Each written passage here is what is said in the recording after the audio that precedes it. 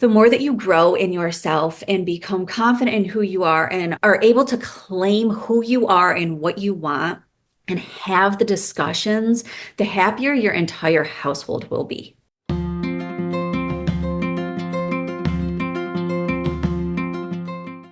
You're listening to episode 67, Married to an Entrepreneur, 5 Relationship Survival Hacks You Need to Know with Heather Jones. Heather, thank you for coming and being on the podcast. Maybe we could just start off and have you introduce yourself a little bit and tell us a little bit about what it is that you do. I would love to. Thank you first for having me on. I appreciate being here and chatting with you about this. So, I am married to the man who I met while we were both serving the Army. And I start with that because that is a very significant part of my journey and my story, which we're going to talk about today. So, we've been together almost 20 years now. Wow. Not married for that full amount of time. He took his time asking me, but we've been happily together for almost 20 years. We have two little ones, a boy and a girl, still at home with us. So about 11 and 9. I don't know why I always say about. I don't know their ages. That is how old they Yes. Yeah. are. And we have a house full of animals because at the core of everything, I am also deeply an animal lover. So that's personal life. Professionally, I'm a life coach for military spouse entrepreneurs. Yeah, wonderful. I'm just thinking that's so amazing, 20 years. We're going to really talk about how to navigate owning a business and navigating that in your marriage and also dealing with that in the context of military life. But I'm just thinking, any quick, fast tips for how to make it 20 years? Oh, no. Okay. I don't think there are any. There are ups, there are downs. You need to be patient, love each other when you don't love each other. You know what I mean? I don't think there's like one rule. If I had to come up with one thing, I would say respect. Uh, Just, I always love him. I don't always like him. I don't always like the way he shows up. I don't always like the choices he makes. And I'm 100% sure he feels the same way about me. But when I don't like something, we don't name call. We don't point fingers. So we okay. approach the thing with respect. I think that's got to be maybe one of the most important things I've learned. Yeah, lovely. Thank you. I know I threw that at you. That's not in the context of what we're supposed to talk about, but I Okay. did It's realize important. 20 years. Wow. Yeah. Okay. So you're an entrepreneur and you also help military spouse entrepreneurs, people who might be listening to this. Maybe they're already an entrepreneur or maybe they're thinking about starting a business. And I'm wondering if you could share a little bit about your story of how you decided to start a business and then how you had that conversation with your partner. Yeah, I'd be happy to. It's actually a very long journey, if I'm being honest. That tells you I've been around for a little while. I've got a few decades under my belt. So there's a lot of history, there's a lot of information to share, but I'll try to keep it brief and to the point so people can really take the pieces that are most important. When I met my husband, as I said at the beginning, I was in the Army. I didn't make it a career, but I already was self-sufficient and independent financially and all of the things. When I got out of the Army, he and I, of course, were still together, and I went right into the workforce. I went in as a military contractor that actually led to a government position. And what happened was we thought he was going to get out of the Army. And so I was solidifying myself in my career, climbing the ladder, so to speak. Alongside that, I was building the foundation for opening a bakery someday. So Oh, that was my passion at the time. I was going to school for baking and pastry arts. I was getting educated in how to open a business, a brick and mortar. And so I was doing all of those things. And then my husband hit me with I really want to consider doing 20 years in the Army. And I'm like, oh, where's the toilet? Because all of my dreams that I had been planning and gearing up for just got flushed right down it. We agreed that he would do the thing. He didn't tell me this is what I'm going to do, get on board or go. We agreed. And at the same time, it still was the death of the things that I had been it's a big loss. preparing for and planning for and dreaming of. Followed him to his next duty station. They were on a hiring freeze, so I did not get a job when I got there, got pregnant in between, and definitely was not getting a job at that point. Nobody was hiring me once that bump started showing.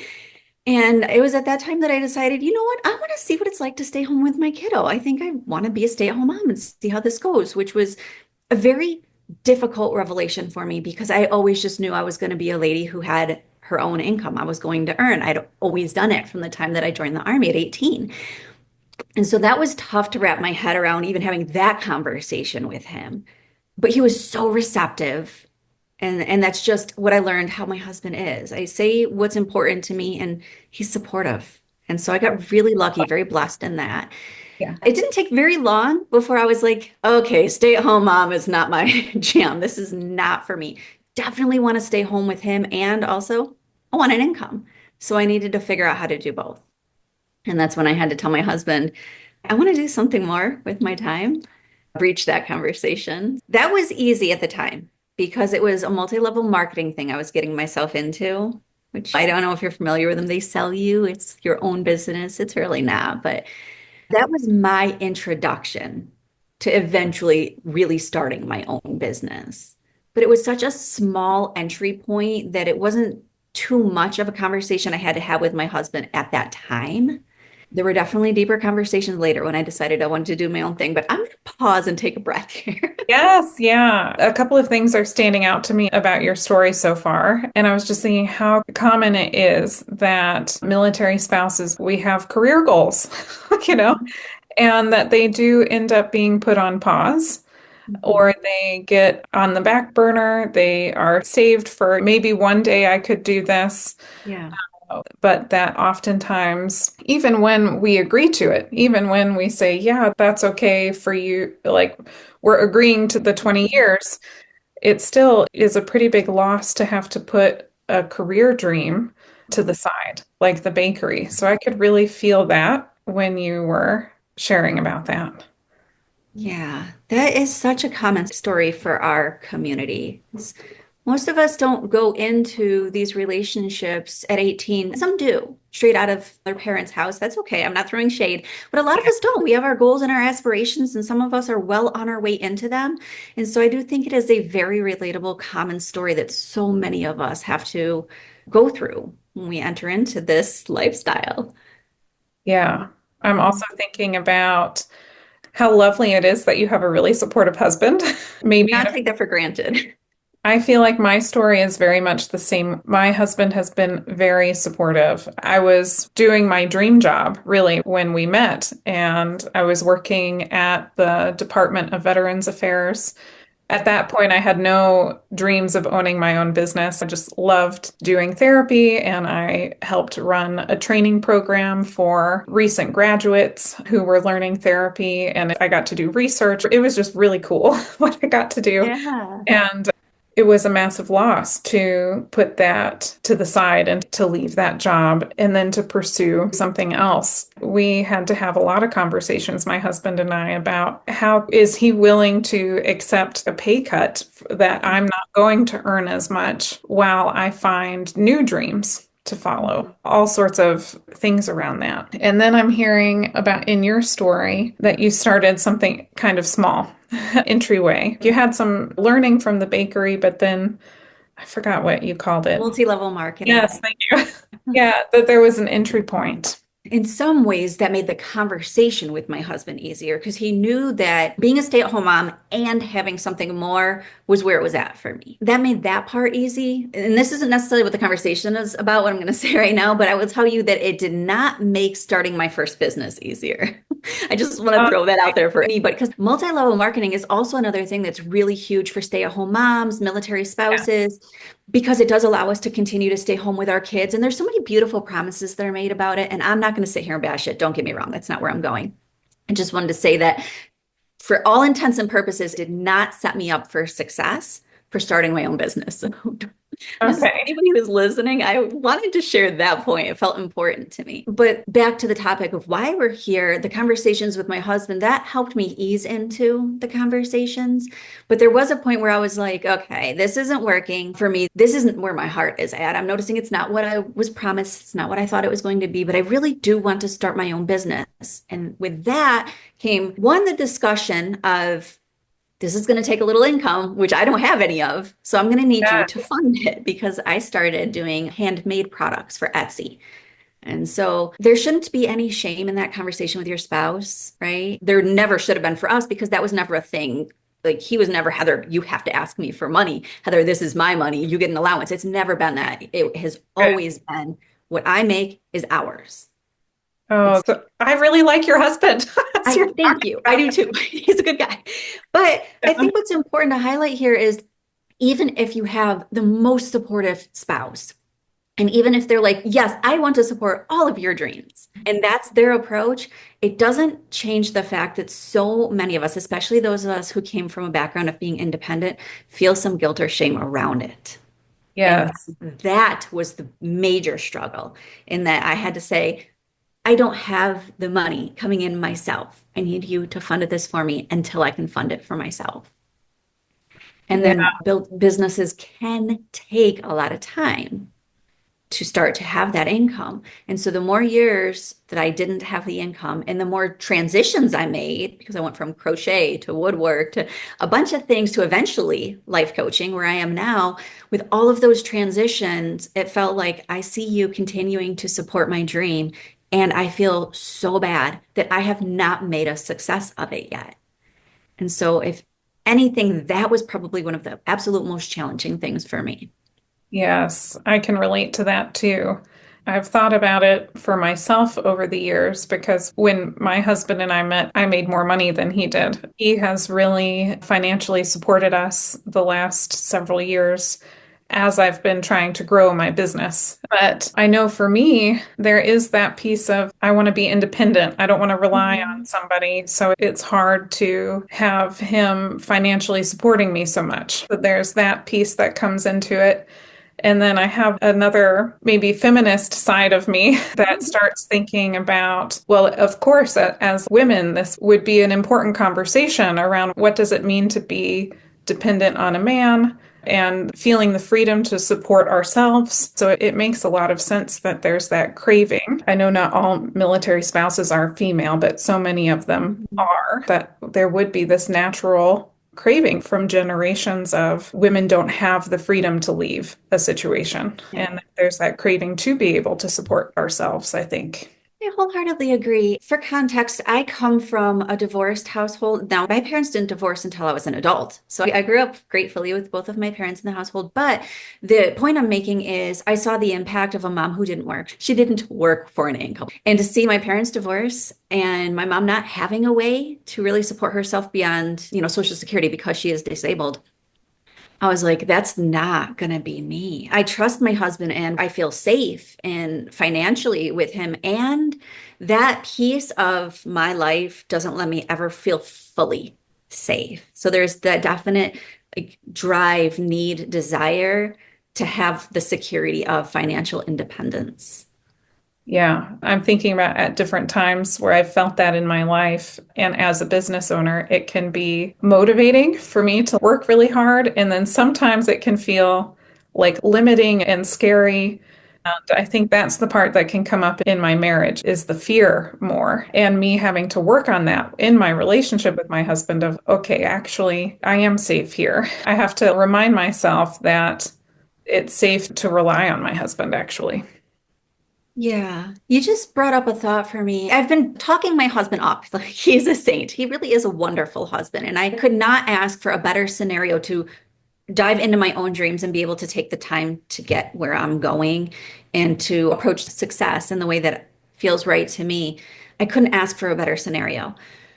Also, there have been challenges. So, I mean, it's not all sunshine and rainbows over here. There are definitely challenges. One of the things that has been probably most difficult for me is having the conversation with him about needing to feel like he respects me as a business owner, not somebody who has a cute little hobby who's trying to do something from home like so many other wives do. And I'm saying that like very sarcastically, not because he made me feel that way, but because there weren't boundaries set and an understanding that okay, yes, I stayed at home for a number of years. I started raising our children as a stay-at-home mom, and I did the homemaker thing. So I cooked and cleaned, ran the errands, all of the things for the household. So his job was his job that he got paid for, and my job was to run the household. And then when I started building my own business, the household needed to become our job on a more level playing field so that I could throw myself more into building the business. So if the kids left for school, now this is my own personal schedule, but like the kids left for school and these hours now where they're gone at school, these are mine to dedicate to my business. So if, anything needs to happen for the household in that time, I don't want it to be assumed that it's mine.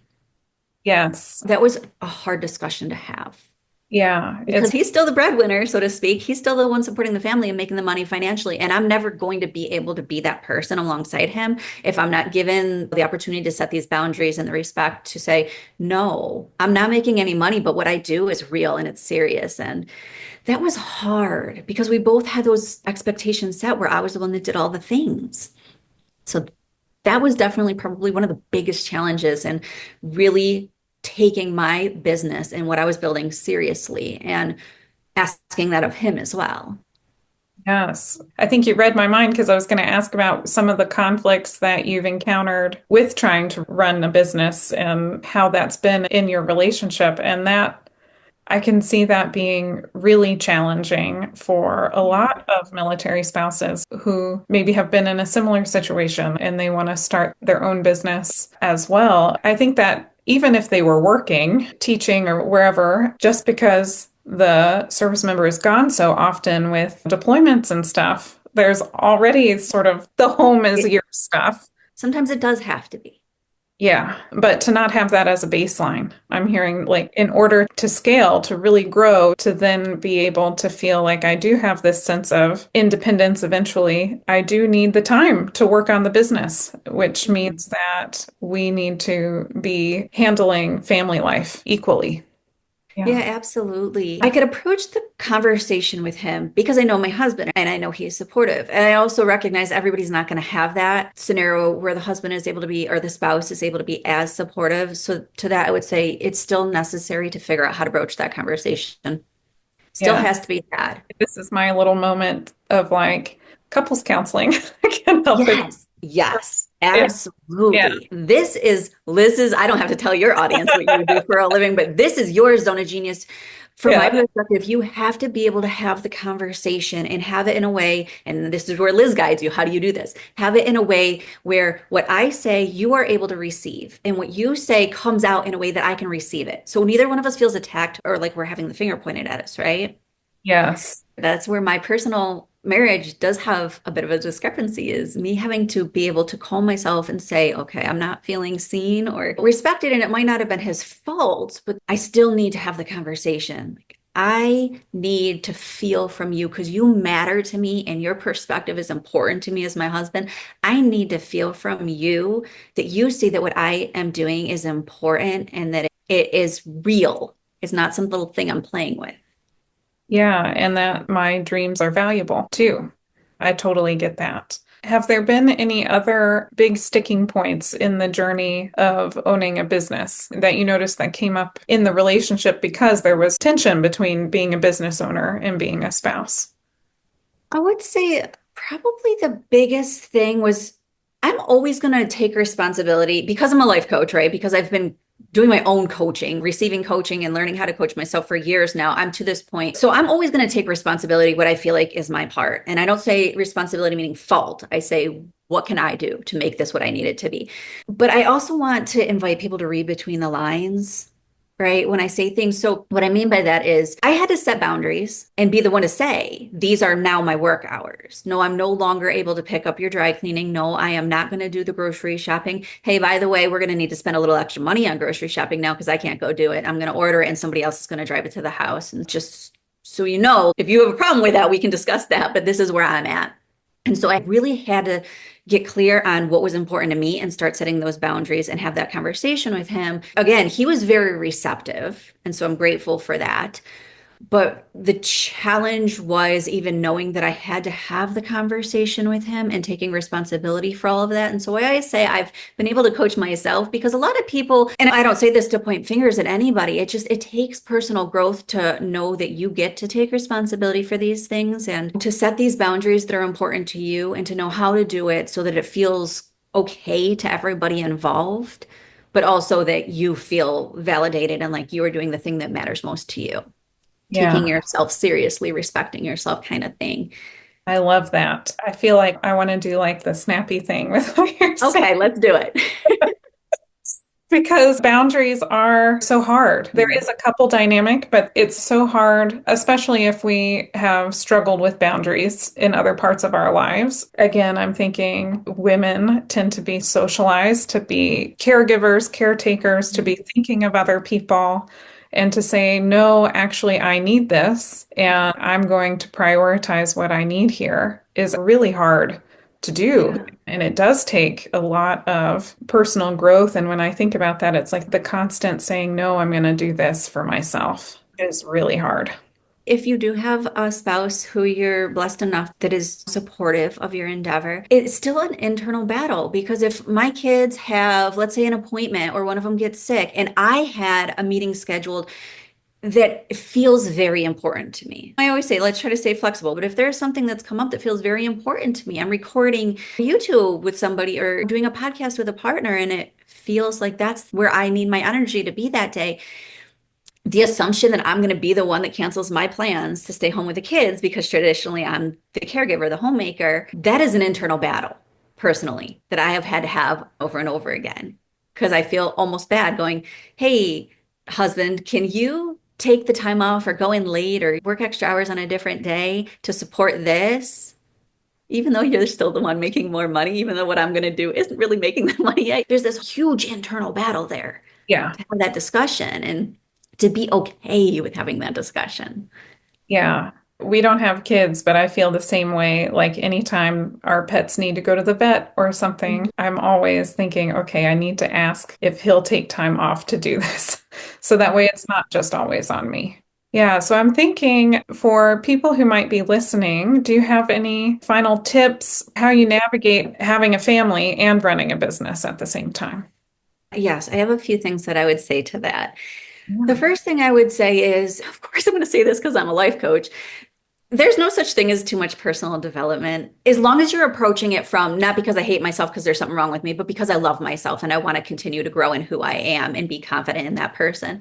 Personal growth is how I got to where I am today. So if you would have talked to me before this journey as a coach, I was a very different person. I was high anxiety. I was a mom who yelled more often than I would have liked. I hated myself for yelling as often as I was yelling at my kids. I was passive aggressive to approaching discussions with my husband because I didn't know how to set the boundary. So instead of setting the boundary and having the discussion, I was passive aggressive. I'd make snide comments. And that doesn't make for a happy household. And so the more that you grow in yourself and become confident in who you are and are able to claim who you are and what you want and have the discussions, the happier your entire household will be. The Yeah. more that you are able to get comfortable with what you do matters just as much. And I know this is even more impactful for a military spouse because what our spouses are doing, serving our country, putting their lives on the line and saying, the business that I want to build is just as important, that can feel like a big old argument in your own head to begin with, right? But the point there, though, is if you're pursuing what matters to you, whether it's being a stay-at-home mom or starting or running a business or any other thing in between, when you're pursuing the thing that matters to you and you're not pretending that it's not as important, you're happier. Yeah. So your household is happier. Yeah, I feel like happy hearing you say that. I have a goosebump, tingly feeling. As you were saying that, I was like, oh man, I need to make this like a little quote card for my wall because it's resonating inside of me what you're saying. I think it was I have to claim myself, stay myself. And I watched some movie recently about when they landed on the moon and they like put the flag. Almost I have to plant this little flag here and say, no, I'm going to prioritize me. And that does go so far to my own sense of personal happiness. It's making sense to me that would reduce anxiety as well, because if I'm not being true to myself, I'm going to feel anxious or depressed. And so staying solid in myself not only makes life more enjoyable for me, but then would also help make the culture of our family different.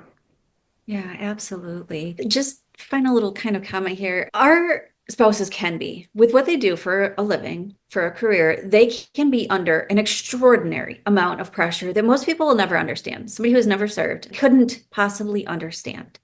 And I heard somebody say it's our job to make sure that they're our priority. It's our job to make sure that they are cared for, that they are happy, that the home is. I heard somebody say that, and I don't 100% agree or disagree, but I would say if you've committed yourself to a marriage or to a family, children or not, you've committed to showing up for one another. Everybody involved is committed to showing up for one another. And if you're not happy, you're not pursuing something that matters to you, then your marriage is off balance, your household is off balance. If your perspective is that you need to support your service member and you're not happy, you're not supporting your service member. I'm not saying the entire weight of the responsibility falls on a military spouse. I don't agree with that. Yeah. But I do agree that if your intention is to show up for your service member, you have to show up for you.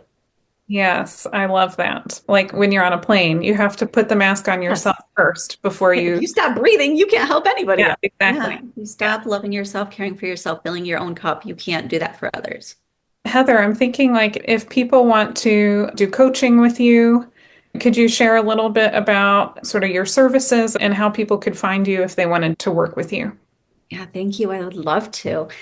So I work in a couple of settings. My primary way that I work with people is through group coaching. And that looks like a 4-month program where I walk them through the basics of how to start a business. But most important is getting on that personal level of having the confidence, not having the imposter syndrome, and knowing you're the person that's going to succeed, the mindset work to go along with the strategy of running a business. So that's my favorite way to work with people because it's not just me showing up and talking in one person, saying how they're feeling, but not always knowing how to broach a conversation. It's all of us. And so everybody gets to feed off of everybody else's examples and experience and what I share with each person. So that's my favorite way. But some people really love a one-on-one opportunity. So I do also offer one-on-one coaching.